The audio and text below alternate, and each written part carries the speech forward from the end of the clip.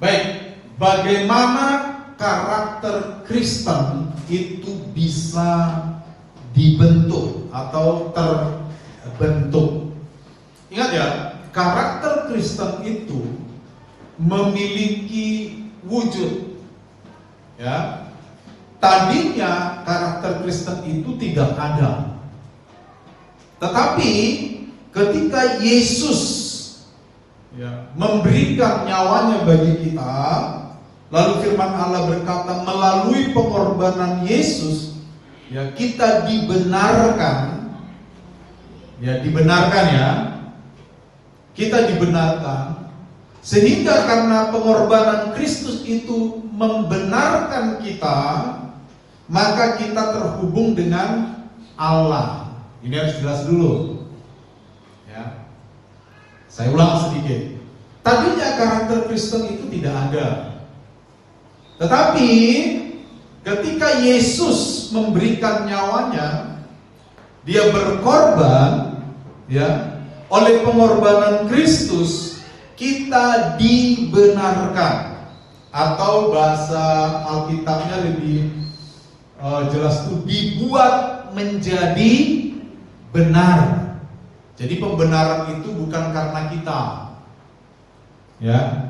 pembenaran itu bukan karena kebaikan saya, tetapi Yesus, lebih tepatnya kematian Yesus, pengorbanan Kristus di salib membuat kita menjadi benar. Itu yang disebut dengan peristiwa pembenaran.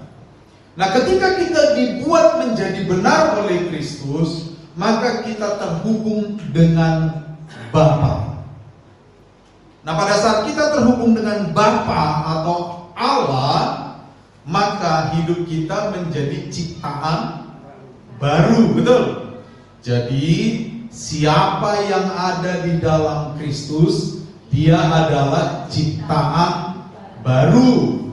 Yang lama telah berlalu. Di dalam teks Yunaninya itu nuansa yang muncul adalah perubahan kualitas. Perubahan kualitas, bukan berarti waktu Pak Martin menjadi orang percaya wajahnya berubah. Bukan kayak Brad Pitt, bukan. Tetap kayak gini, tetapi ada kualitas yang berubah di dalam dirinya. Tadinya saya suka marah-marah, sekarang tidak lagi suka marah-marah, sesekali marah. Gitu kan? Tadinya saya suka gibahin orang, sekarang menjadi tidak suka gibahin orang. Itu namanya adanya perubahan di dalam kualitas. Istilahnya nggak boleh diganti, kualitas.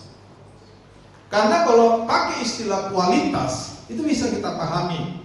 Kalau kita beli buah, semua orang tidak mungkin membayar uang yang sama. Beli apel Pak, sekilo 30.000, apel Sumatera. Nggak tahu di Sumatera di mana ada tanam apel. Setahu saya sih nggak ada. Tapi taruhlah itu apel Sumatera kan. Saudara pilih yang busuk setengah atau yang segar? Semua orang tahu itu, karena bicara kualitas. Jadi istilahnya tetap kualitas. Siapa yang ada di dalam Kristus, dia memiliki kualitas yang baru. Kualitas yang lama sudah berlalu. Nggak kepake karena tidak cocok dengan pengorbanan Kristus. Nggak cocok. Tidak kompatibel bahasa elektroniknya.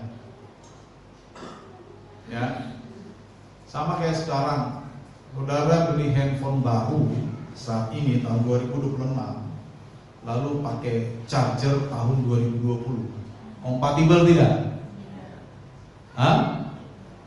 Nggak kompatibel kan? Sekarang handphone hampir semua chargernya ujungnya apa? Tipe C, atau orang Sumbawa bilang Type C. Type C katanya, tipe C. Seperti itu. Coba pakai charger tahun 2020, tidak kompatibel. Seperti itulah kualitas. Adanya perubahan kualitas. Ya. Jadi kenapa karakter Kristen bisa terbentuk? Fondasinya tadi itu, pengorbanan Kristus. Kita terhubung dengan Allah. Ketika saudara dan saya terhubung dengan Allah, ada satu kualitas yang baru. Kualitas yang baru membutuhkan rumah. Betul? Rumahnya namanya apa? Karakter Kristus. Itu rumahnya. Ya. Jadi karakter Kristen itu bisa dibentuk paling tidak. Ini paling tidak. Banyak yang bisa membentuk karakter Kristen. Tapi paling tidak, pertama melalui penderitaan. Kedua melalui disiplin rohani. Dan yang ketiga melalui kegagalan atau dosa atau luka masa lalu. Nah ini kita akan bahas ya. Next. Pertama, wadah pertama untuk membentuk karakter Kristen adalah penderitaan. Tetapi penderitaan jenis apa?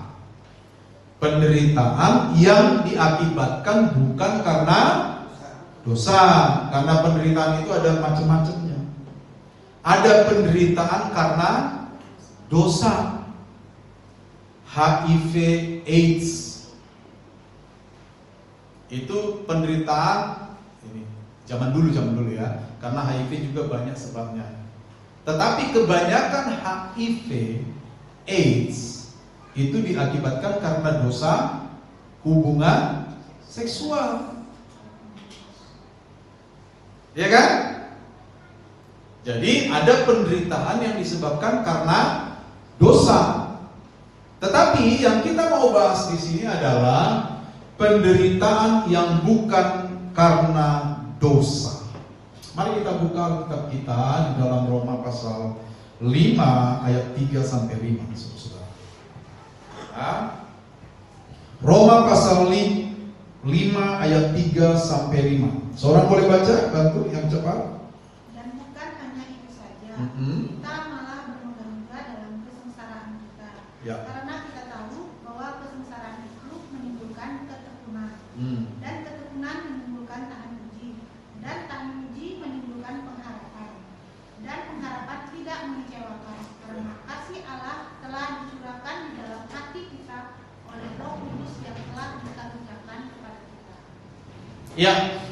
Ya. Nah, kesengsaraan yang dimaksud di sini bukan kesengsaraan yang diakibatkan karena dosa. Ya. Jangan nanti kita berbuat dosa, lalu karena dosa kita menderita, lalu kita berkata ini akan menimbulkan tahan uji. Bukan. Penderitaan atau kesengsaraan yang dimaksud di ayat ini adalah penderitaan yang timbul karena iman kita kepada Kristus. Karena kadang-kadang sebagai orang-orang yang beriman kepada Kristus, iman itu ya berdampak kepada penderitaan. Ya. Nah, penderitaan di sini saudara-saudara dikatakan akan menimbulkan apa tadi Bu? Ketekunan. Ketekunan menimbulkan tahan uji. Ya. Nah, tahan uji di dalam teks aslinya itu saudara, itu ditulis atau bersumber dari satu kata yaitu dokime. Itu bahasa Yunani di sana. Nah, terjemahan bahasa Inggris yang paling tepat menurut saya itu adalah dokumen itu adalah proven karakter atau karakter yang sudah terbukti. Gitu. Ya. Jadi dokumen ini tahan uji di sini atau dokime ini merujuk kepada satu istilah di dalam dunia perkimiaan. Ya.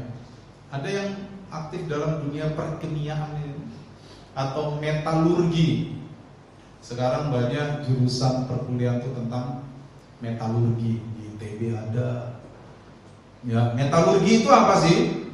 Metalurgi itu adalah satu ilmu yang mempelajari tentang proses pemurnian, ya, berkaitan dengan kimia logam.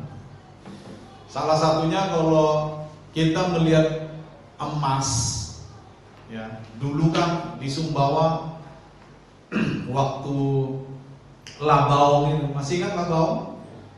Ya, emas-emas mentah.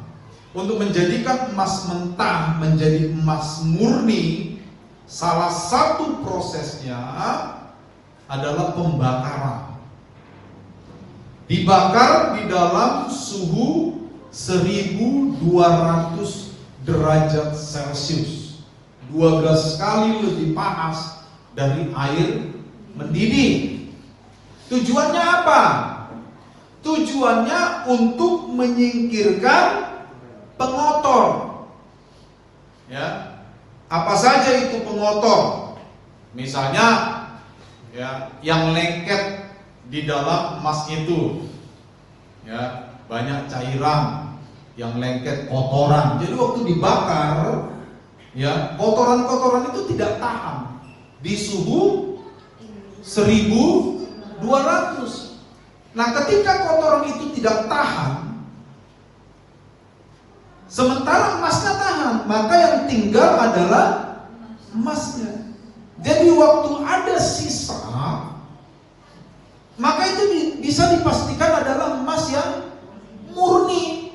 Udah nggak ada lagi pengotor di sana, udah nggak ada lagi yang membuat emas ini tidak murni, karena yang lain itu nggak tahan di suhu 1200. Pengotor-pengotor itu pasti hancur di suhu 1200, tapi emasnya enggak. Begitu caranya menguji. Saudara, kalau beberapa mineral, ya, seperti perak misalnya, di suhu 1200 tuh habis itu. Iya kan? Jadi dia terpisah. Seperti itulah penderitaan membentuk karakter. Proses pembakaran itu bisa kita analogikan sebagai penderitaan. Dibakar, dimurnikan. Tetapi ketika seseorang tadi dimurnikan, menderita, penderitaan yang disikapi dengan tepat menimbulkan ketekunan. Betul? Tekun, hupomone, tekun. Itu penggambaran matahari terbit di pagi hari. Saya mau tanya, ya,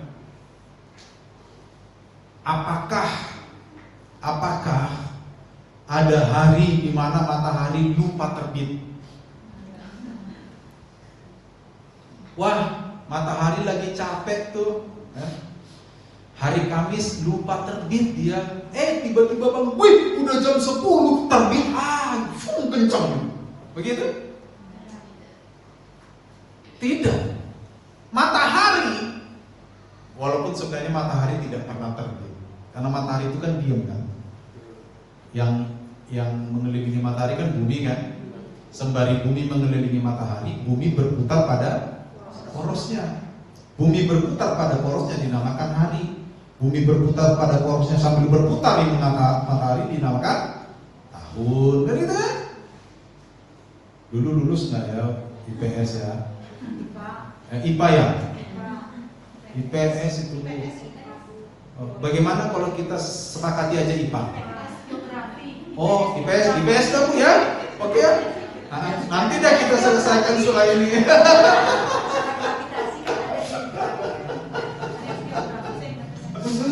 Oke ya. Ini soal IPS IPA-nya berbeda nih. Gimana soal pilihannya? Iya, oke dah. Oke dah. Siapa?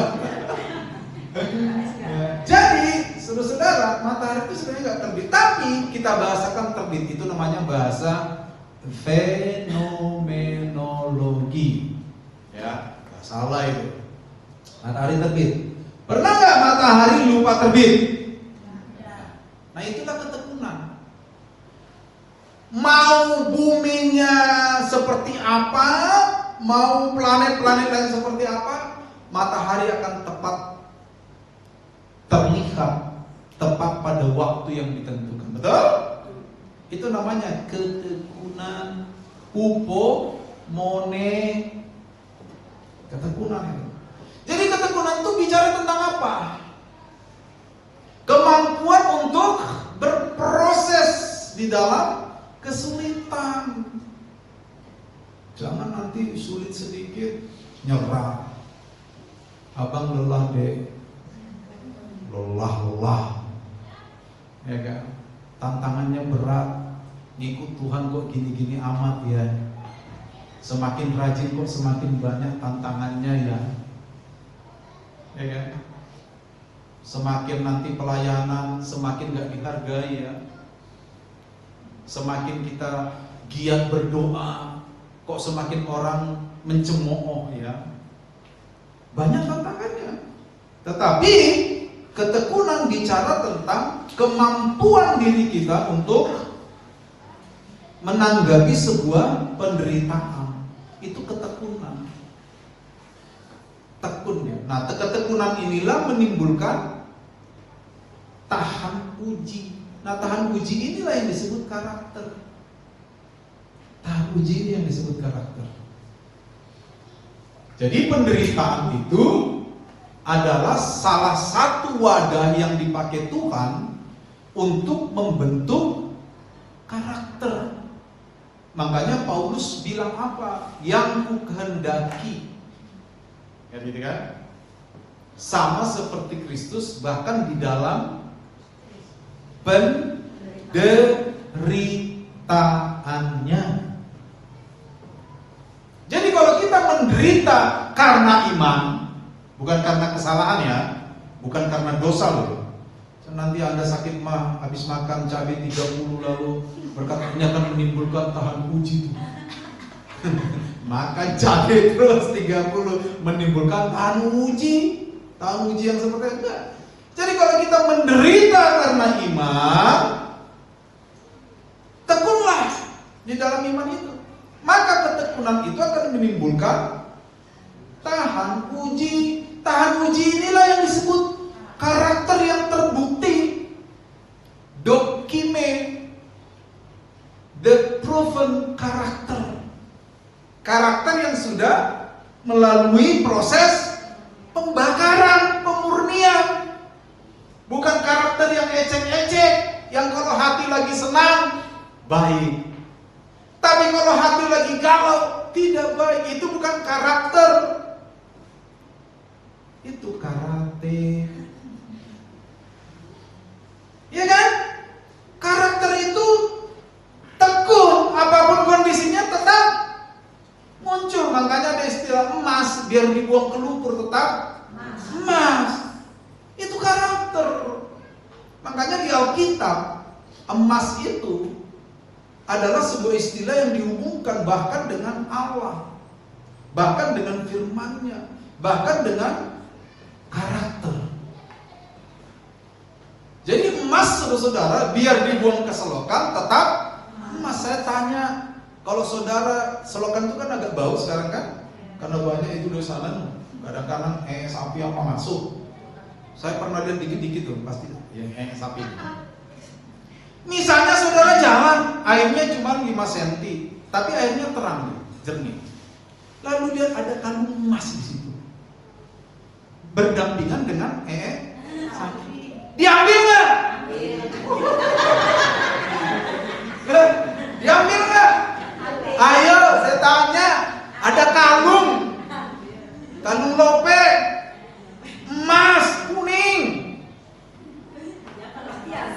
Emas ini benar emas. Taruhlah emas, saudara tahu. Walaupun kuningnya sedikit beda dengan yang di sampingnya. Diambil nggak? Betul kan? Kenapa? Emas itu punya karakter. Nggak ada tuh, kotor, air got, buang aja. Nggak ada. Coba uang 1000 logam dekat yang tadi itu, yang di samping itu, diambil nggak? Nggak kan? Tapi kenapa emas diambil? Walaupun emas itu cuma kecil, betul nggak? Walaupun mungkin setelah diambil cuma setengah gram, diambil itu emas. Bayangkan karakter. Jadi karakter itu, saudara-saudara, terbentuk salah satunya melalui penderitaan.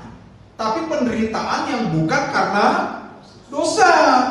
Ketika kita mengalami penderitaan karena iman, kita tekun di dalam Tuhan, maka ketekunan itu akan menimbulkan dokine, tahan uji. Nah, tahan uji itulah yang disebut sebagai karakter yang sudah melalui proses pemurnian. Jadi kalau ada orang tenang apapun yang terjadi, pasti orang itu berkarakter. Dan karakter yang kita sebut bukan istilah-istilah duniawi. Waduh, pria alfa tuh, lelaki alfa, tenang, padahal hatinya bergejolak, berapi-api. Ya, bukan itu yang kita maksud. Yang kita maksud adalah karakter Kristus yang benar-benar mengalami ketenangan apapun yang terjadi. Seperti lagu tadi dong. Apapun yang terjadi dalam hidupku ini, tak pernah kuragukan kasih-Mu Tuhan. Nanti menderita Tuhan, kenapa Engkau tidak adil kepadaku? Wih, langsung curiga sama Tuhan. Enggak adil, bukan? Tuhan kok enggak adil? Jadi saudara-saudara, karakter di dalam diri kita itu, ya, itu bisa dibentuk melalui penderitaan. Ibrani pasal 12, nanti saudara bisa baca itu, ayat 5 sampai 11. Di sana itu, ya, itu bicara tentang penderitaan sebagai anak-anak Tuhan. Ya, dimulai dengan perlombaan iman, ya kan? Tanggalkanlah segala sesuatu yang merintangi engkau, ya, semua. Terus sampai nanti ayat 11.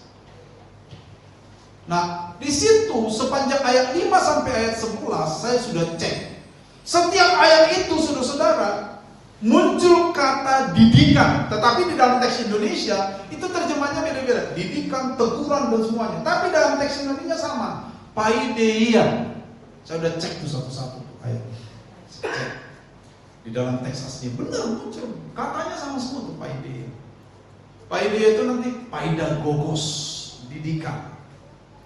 Jadi saudara-saudara, di dalam konteks kata didikan di dalam Ibrani ini, ya, itu kita bisa melihat jelas nanti kalau kita baca. Allah menghajar. Makanya, di manakah ada seorang bapak yang tidak menghajar anaknya? Itu ada di ayat itu, betul nggak?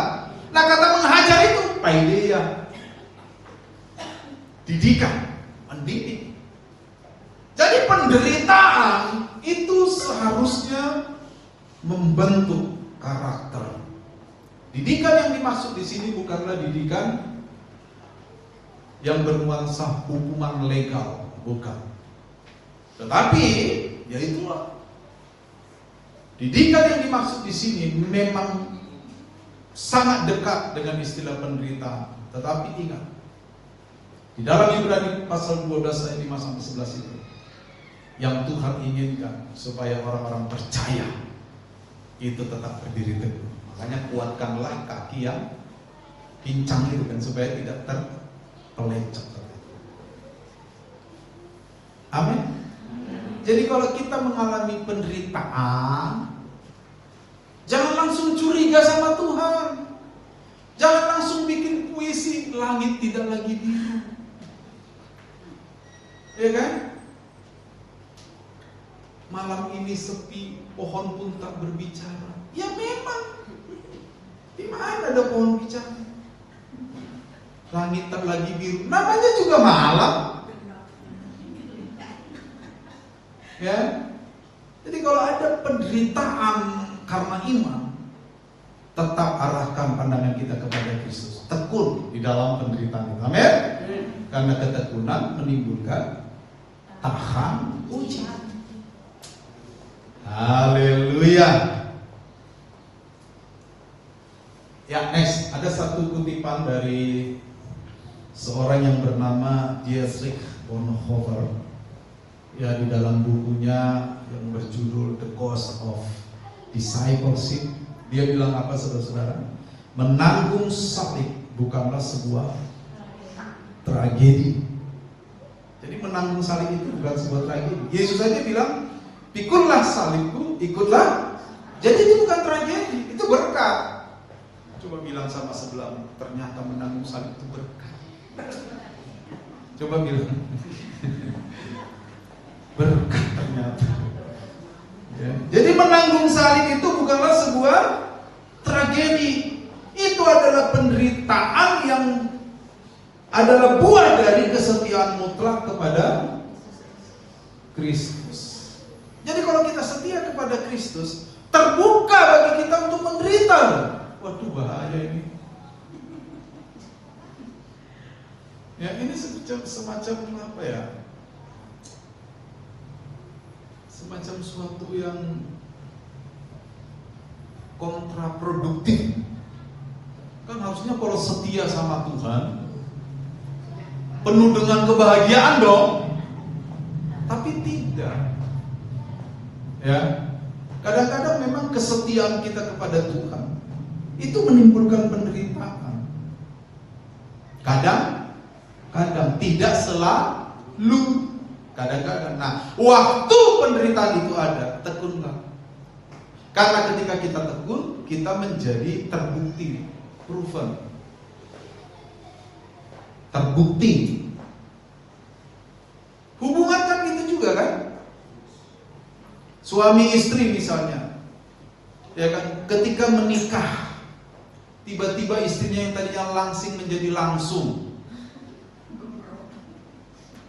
Apakah suami langsung melirik yang lain? Tidak dong, ini yang jawab istri sih. Tidak dong, betul gak? Nah, ketika suami tetap mencintai istrinya apapun bentukannya, itulah namanya kesetiaan yang terbukti. Karena kesetiaan itu ada kesetiaan jenis apa? Di mulut saja, betul kan? Apa? Manis di, itu kayak lagu aja ya. Manis di bibir, mengucap kata. Sedih lagunya memang. Jadi harus ada bukti. Ingat, yang pertama, Tuhan membentuk karakter kita melalui penderitaan. Next ya. Yang kedua, Tuhan membentuk karakter kita. Wadah kedua apa? Disiplin rohani. Ya, disiplin rohani. Mari kita baca 1 Timotius 4 ayat 7 sampai 8. Seorang boleh baca? 1 Timotius 4 ayat 7 sampai 8. Tetapi jauhilah tahayul dan dongeng nenek-nenek tua. Latihlah dirimu beribadah. Latihlah badanmu terbatas gunanya, tetapi ibadah itu berguna dalam segala hal. Karena mengandung janji, baik untuk hidup ini maupun untuk hidup yang akan datang. Iya. Ya. Wadah kedua yang dipakai oleh Allah untuk membentuk karakter Kristus di dalam diri kita adalah disiplin rohani. 1 Timotius pasal 4 tadi, Paulus mengatakan kepada Timotius, latihlah dirimu beribadah. Latihlah. Kata latihlah ini dipakai istilah gimnase. Ya, dari sini nanti muncul istilah gimnasium, gimnastik yang berhubungan dengan olahraga. Artinya apa? Disiplin rohani memerlukan Apa saudara? Pengulangan yang disengaja, by purpose, disengaja. Ya, itu sebabnya setiap hari kita baca Alkitab, betul? Itu sebabnya setiap hari kita melatih diri kita memuji Tuhan. Bukan hanya di gereja kita puji Tuhan. Di jalan waktu kita lagi jalan kaki, naik motor, di dalam mobil, atau dimanapun, kita harus melatih diri kita memuji Tuhan. Ya, karena saudara-saudara, disiplin rohani ini memerlukan pengulangan, terus pengulangan. Ya, jangan berharap kerohanian kita bertumbuh ketika kita tidak terbiasa mengulang hal-hal yang penting bagi kerohanian kita. Jadi ya sama dengan kita makan. Apa iya makannya cukup hari Senin pagi? Kan tidak. Terjadi pengulangan karena nutrisi itu dibutuhkan terus, betul lah? Sama dengan disiplin rohani. Nutrisi untuk disiplin rohani bisa bekerja dalam diri kita itu adalah pengulangan. Baca Alkitab tiap hari, doa tiap hari, ya, memuji Tuhan setiap saat, setiap hari, berbuat baik setiap saat, mengampuni setiap ada yang perlu diampuni. Amin. Itu saudara. Nanti dari situ terbentuk otot rohani kita. Nah, ketika otot rohani kita terbentuk, Mazmur pasal 1, Yeremia pasal 17 berkata apa? Dia akan berbuah pada. Ini penting karena banyak orang Kristen pengen berbuah tiba-tiba. Berbuah pada musimnya. Mazmur pasal 1, ya, diberkatilah mereka yang kesukaannya adalah Taurat Tuhan. Lalu ayat selanjutnya dikatakan apa?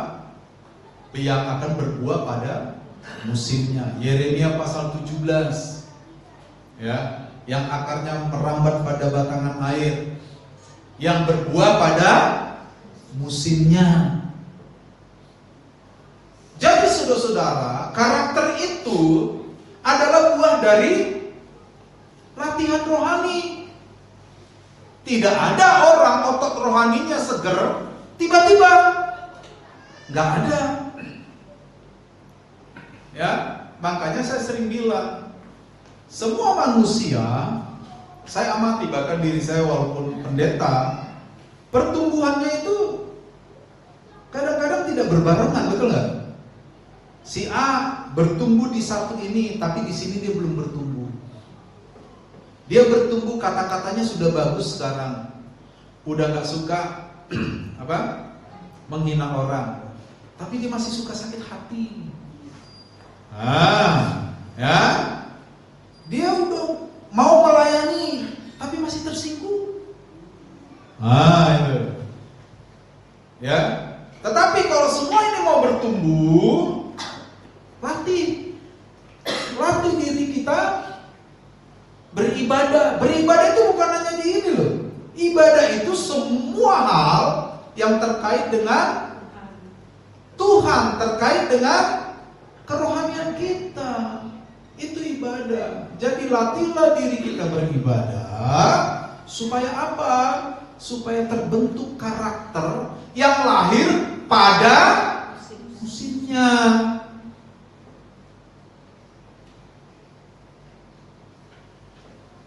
Saudara, kalau Anda buah rambutan yang berbuah tidak pada musimnya, curigai. Loh iya dong. Ini di Sumbawa misalnya musim durian, rambutan baru nanti Desember. Ada satu rambutan berbuah sendiri. Curigai. Siapa tuh rambutan jadi jadi-jadian. Sama dengan kita. Coba di mana ada di Alkitab yang menunjukkan bahwa buah itu bisa lahir tiba-tiba? Tidak ada. Buah lahir pada musimnya. Dan buah itu tidak diproduksi. Buah tidak diproduksi. Semua buah yang diproduksi pasti nggak enak. Contoh, ya, buah yang dipaksakan, misalnya belum matang nih, supaya ambil, enak nggak? Diperam enak nggak?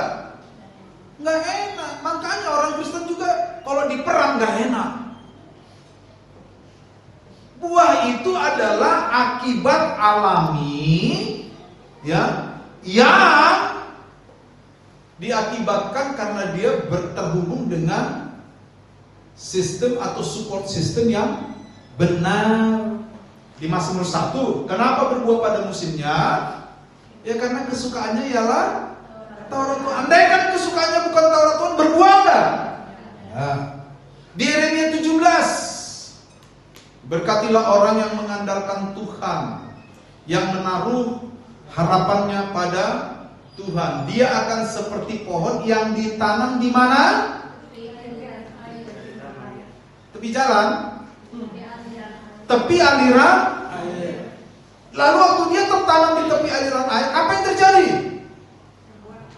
Hah? Yang merambatkan akarnya ke lupa. Ya ke tepi batang air itu, ya kan? Nah karena akarnya terhubung dengan sumber air, lalu dijelaskan, sekalipun pada musim kemarau yang tidak gugur daunnya, betul nggak? Kenapa daunnya tidak gugur? Karena akarnya terhubung dengan support system yang tepat. Coba akarnya nggak terhubung dengan support system air yang dibutuhkan, daunnya tetap hijau nggak? Enggak. Lalu setelah dia terhubung dengan support system yang benar, dia menghasilkan buah pada musimnya. Sama dengan kita, disiplin rohani itu adalah support system. Makanya mana ada orang dipakai Tuhan kerjanya judi. Pak, saya dipakai Tuhan, saya Pak. Pakai apa Pak saya? Saya sering dikasih penglihatan sama Tuhan. Tapi Bapak ini kerjanya judi semua gitu. Gimana Bapak dipakai Tuhan tapi suka judi? Itu di kampung Irian dulu kami melayani begitu. Tantangannya hebat juga. Polos sih mereka. Ya. Ngaku dipakai Tuhan.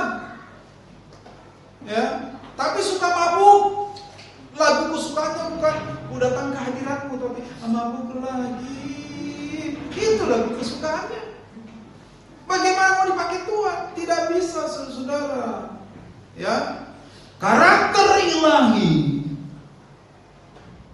baru ada itu ketika support sistemnya tepat. Kalau pohon berbuah pada musimnya karena terhubung dengan air, ya karakter ilahi muncul sebagai buah karena kita terhubung dengan Allah. Coba Yohanes 15 bilang apa? Akulah pokok anggur, kamulah ranting-rantingnya. Kamu tidak dapat berbuah di luar aku. Ranting bisa berbuah karena melekat pada pohon. Mana bisa ranting terbang sendiri terus berbuah? Anda pernah lihat gitu? Pohon mangga, rantingnya terbang sendiri, berbuah dia ada? Nggak bisa. Dia melekat pada pohon mangganya, lalu berbuah. Support system.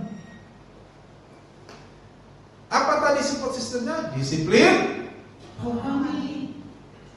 Makanya saya masih heran kalau ada orang nggak mau baca Alkitab, terus bacanya apa? Drama Cina, CEO yang menyamar, Ya, punya kekuatan dari alam, bisa menembus laut gitu. Bagaimana kita bisa memiliki karakter Kristen? Kita nggak terhubung dengan sumbernya. Makanya disiplin rohani itu penting, saudara-saudara. Amin. Tapi ada bahayanya. Jangan nanti karena kita disiplin rohani, kita menganggap orang lain nggak rohani. Itu namanya legalisme, sama kayak orang Farisi. Aku berdoa 3 kali sehari, berpuasa 2 kali seminggu, Senin Kamis, tapi ngomongnya di perempatan jalan. Sekalinya masuk bait Allah, dia bilang, Tuhan, engkau lihat orang di sudut situ, pemungut cukai itu, aku nggak seperti dia. Aku berdoa begini, aku memberikan perpuluhan dari ini, aku berpuasa 2 kali seminggu. Tuhan membenarkan siapa? Pemungut cukai itu doa, ya Tuhan, aku berdosa Tuhan, ampuni aku. Tuhan membenarkan dia dong. Apakah orang Farisi tidak menjalankan disiplin rohani? Oh sangat, berpuasa 2 kali seminggu. Kita aja nggak pernah puasa, ya kan? Tapi jangan jatuh kepada legalisme itu tadi. Lalu setelah kita rajin berdoa, gaya kita berubah. Bapak sudah berdoa, berubah gitu. Jangan, biasa aja. Tunjukkan buahnya. Tujuan disiplin rohani tadi apa? Supaya berbuah pada musimnya. Orang kalau berbuah pada musimnya nggak bingung. Banyak orang Kristen sekarang menimbulkan kebingungan di kalangan masyarakat luas. Ya, seperti pohon yang tidak berbuah pada, walaupun dia berbuah kalau nggak pada musimnya, kita bingung. Peneliti bingung, kan peneliti datang berarti ini kenapa nggak berbuah pada musimnya? Diteliti nih, ada apa ini? Kita orang Kristen ini kadang menimbulkan kebingungan kita di tengah-tengah keluarga. Makanya nggak jarang orang bilang, katanya Kristen, katanya ibadah tiap minggu, katanya. Tetangga kita juga ngomong gitu, katanya Kristen, katanya. Bingung masyarakat. Kenapa? Tidak ada buah yang lahir pada musimnya. Aduh, ini kok cepat sekali waktunya ya. Padahal saya masih 20 menit. Terakhir bro. Ini yang ketiga, ini terakhir. Ya. Wadah ketiga adalah kegagalan, dosa dan luka masa lalu. Siapa tidak pernah berdosa? Angkat tangan. Siapa yang banyak dosanya? Gak usah angkat tangan. Hampir semua gini kan? Gagal ya? Oke lah. Saya tahu kita semua dosanya banyak. Ya? Tapi ingat, kita mau belajar dari Daud. Daud kurang apa? Ya, dia berdosa memang. Itu kenapa Alkitab itu jujur, saudara-saudara. Betul nggak? Orang luar sana bilang, wah Alkitab mau mengandung cerita-cerita nggak jelas. Perselingkuhan kok ditaruh di Alkitab loh. Itu justru merekam kehidupan seorang raja yang dikagumi, supaya orang tidak salah mengira Daud itu sempurna. Tidak, Daud itu tidak sempurna. Yang sempurna hanya Yofi and Nuno, sempurna. Ya, Daud gak sempurna, makanya kita merekam itu. Tapi lihat di Mazmur 51, Daud menulis satu Mazmur yang luar biasa. Di sana Daud berkata tentang bagaimana dia berdosa kepada Allah. Tetapi tidak cukup. Daud merespon kejadian itu dengan tepat. Dia bertobat dari dosanya. Iya kan? Dia bertobat dari dosanya. Jadi Mazmur 51 ini memberikan keterangan kepada kita bahwa Daud membuat keputusan yang tepat. Ingat ya, kata kuncinya apa? Keputusan yang tepat. Jangan kita udah berdosa, jatuh dalam dosa, lalu keluar kata-kata, sekalian nyemplung, tanggung. Kok dosa tanggung gitu? Kalau kita tahu kita udah berdosa, dosa, jangan sekalian nyemplung. Itu hanya penipuan psikologis yang lahir dari pikiran dan hati kita untuk menormalkan perbuatan kita. Betul kan? Kita secara psikologis bisa ditipu oleh diri kita sendiri. Waktu kita marah misalnya, ada tipuan psikologis. Sudah marah aja, habisi sekalian. Ya, diri itu kurang tuh pecah. Dibanting nggak pecah-pecah, ternyata piring plastik. Siapa suruh banting piring plastik? Ini dong yang kaca, kan gitu kan? Jadi ketika kita gagal, kita berbuat dosa, sebenarnya ada kesempatan besar untuk kita menimbulkan satu karakter ilahi. Dengan cara apa? Seperti tahu, mengakui dosanya, membuat satu keputusan yang tepat. Dosa, kegagalan, luka masa lalu, ya, luka masa lalu. Luka juga kita bisa pakai sebagai wadah membentuk karakter. Kalau kita dilukai sedemikian rupa oleh orang lain, kita bisa belajar untuk menjadi orang yang mengampuni dan sekaligus yang tidak mengulangi perbuatan yang sama. Tapi kan kadang orang salah respon ketika dia dilukai. Kebanyakan, gak semua orang begitu. Kebanyakan. Saya juga dilukai dulu kayak gitu kok. Kamu baru saya singgung segitu aja, udah cengeng. Nah, gak boleh. Ya, jangan melampiaskan sesuatu yang tidak benar dengan cara yang salah juga. Luka, dosa, kegagalan, ketika kita membuat keputusan yang tepat, kita pasti dipulihkan dan membentuk sebuah karakter. Daud dipulihkan dan tidak hanya dipulihkan, dia menjadi contoh. Bahkan dalam silsilah Yesus Kristus di Matius pasal 1, nama Daud kita terpampang. Yang kedua, Petrus gagal, betul nggak? Ini murid Yesus ini. Aku nggak kenal dia. Aku pernah lihat kau ngopi sama Yesus. Bukan, kau salah lihat. Dari logatmu kau orang Yudea kan? Kau pasti murid Yesus. Dia bersumpah, aku nggak mengenal orang itu. Berkokoklah ayam. Pakai nada dering. Dia sadar, ya Tuhan, aku gagal. Tetapi apakah dia, setelah dia gagal, apakah dia merespon dengan salah? Tidak.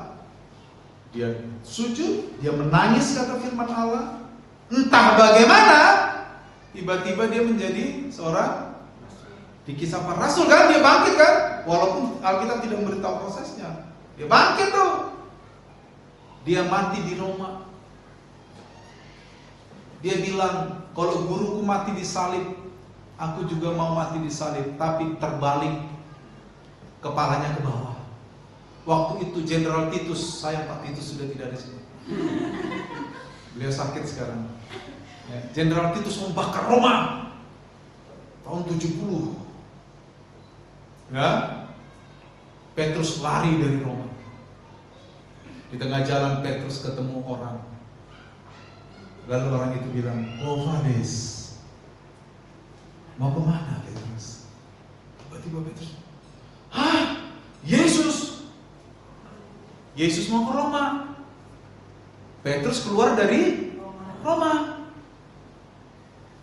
Waktu dia kenalin Yesus itu, mau kemana? Ke Roma. Mau disalibkan lagi. Petrus lari kembali ke Roma. Tetapi dalam sejarah pelayanan Petrus sudah berkarya luar biasa bagi Kristus. Betul? Tadinya dia gagal, tapi karena dia merespon dengan baik, kegagalan itu menjadi batu lompatan karakter baru terbentuk. Ya kan? Amin. Jadi kalau kita luka, ada luka batin. Luka itu bisa kita buat menjadi wadah pembentukan karakter. Siapa sih di antara kita yang tidak pernah terluka? Betul? Ada yang tidak pernah terluka? Semua pernah terluka. Manusia semua pernah terluka. lagu-lagu banyak sekali menggambarkan luka hati, betul nggak? Banyak sekali. Masa lagu luka hati dibikin jadi riang? Itu heran juga. Jadi dosa, luka masa lalu, kegagalan tidak harus menenggelamkan kita. Tetapi mereka justru harus kita respon dengan cara yang tepat sehingga melahirkan karakter Kristus. Inilah proses terbentuknya karakter dalam diri kita. Yang pertama tadi apa, saudara? Penderitaan yang diakibatkan bukan karena dosa. Yang kedua, disiplin rohani. Dan yang ketiga, kegagalan, dosa, dan luka masa lalu. Jadi bagi orang Kristen itu, saudara-saudara, nggak ada luka yang tertinggal. Jangan sampai nanti bilang kau gores luka baru di atas luka lama. Coba bayangkan betapa perihnya. Iya kan? Aduh, memang lagu-lagu ini luar biasa ya. Oke, puji Tuhan, Tuhan memberkati kita semua. Minggu depan kita akan membahas tentang wujud nyata. Karakter Kristus itu ada wujud nyata ya. Tuhan memberkati kita selama